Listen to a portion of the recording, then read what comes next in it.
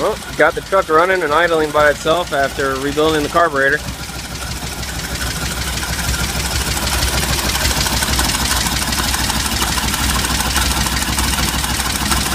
we go.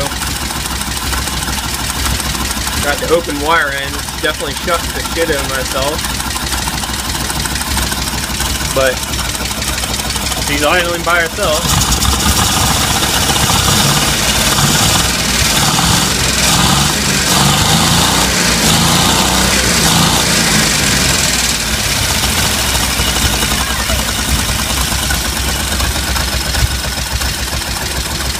There she is.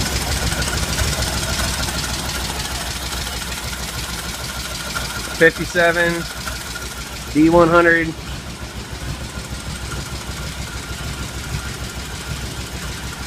Eventually I'm going to be doing the front brake disc conversion to it. A little bit of a mess, but she'll be a fun truck.